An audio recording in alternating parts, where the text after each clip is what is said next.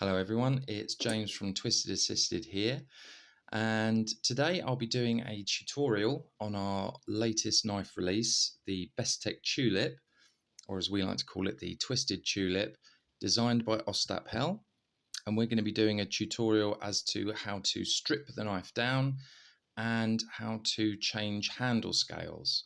In this video, we will be covering how to swap out a set of G10 scales for another set of G10 scales, or indeed carbon fiber scales. Okay, here we have the Bestech Twisted Tulip.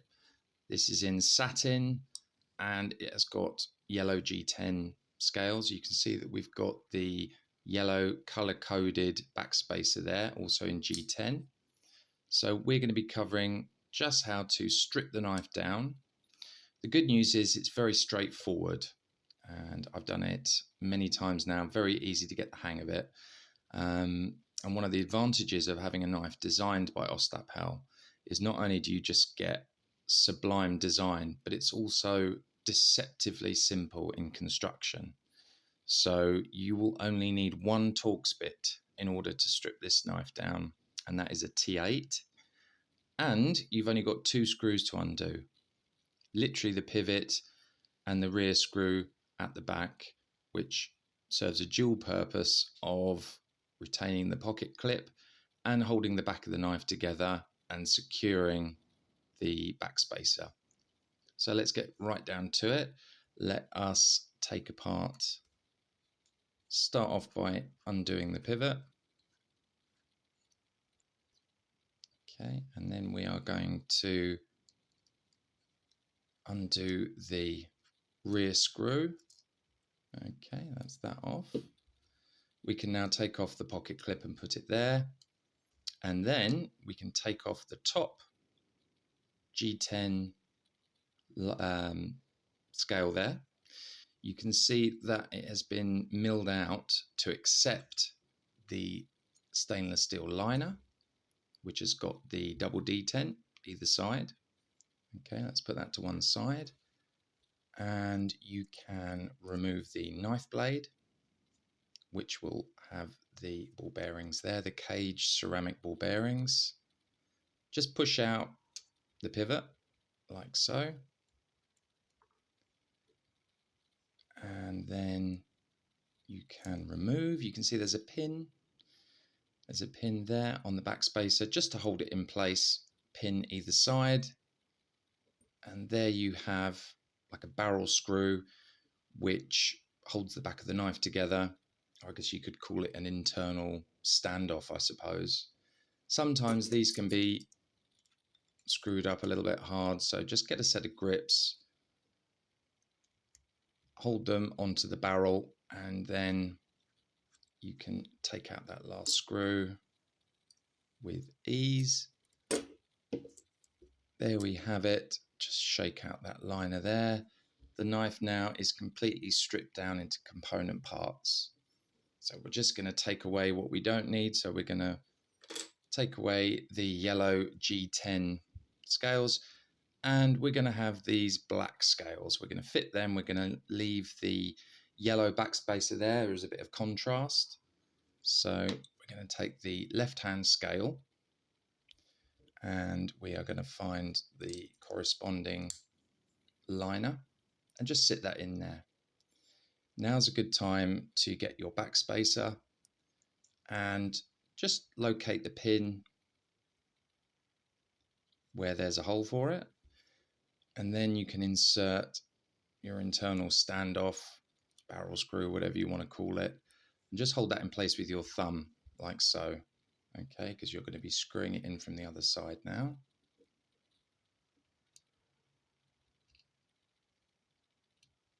There we go. Don't have to screw it up all the way. You just want it to hold the backspacer there for you. Alrighty.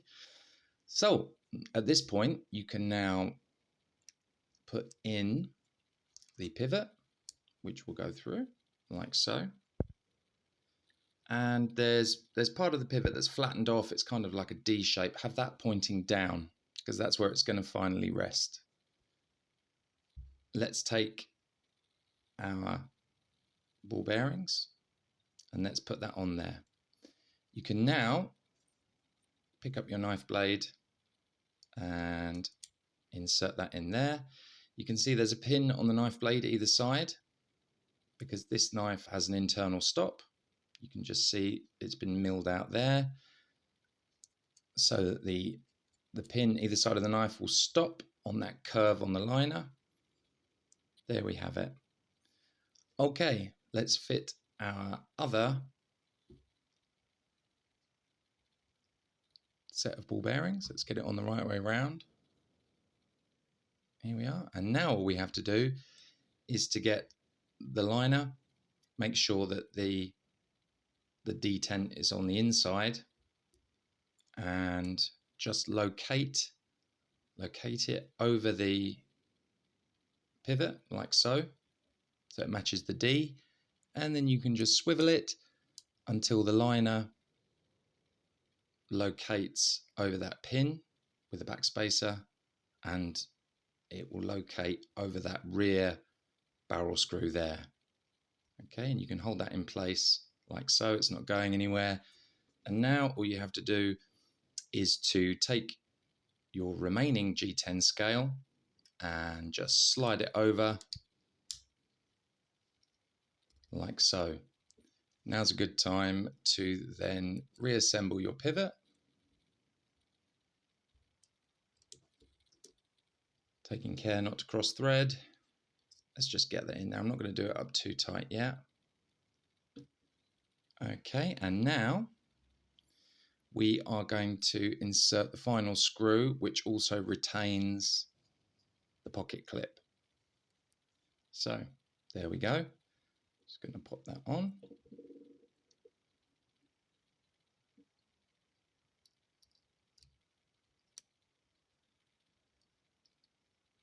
Okay, and I'm just going to tighten up the other screw.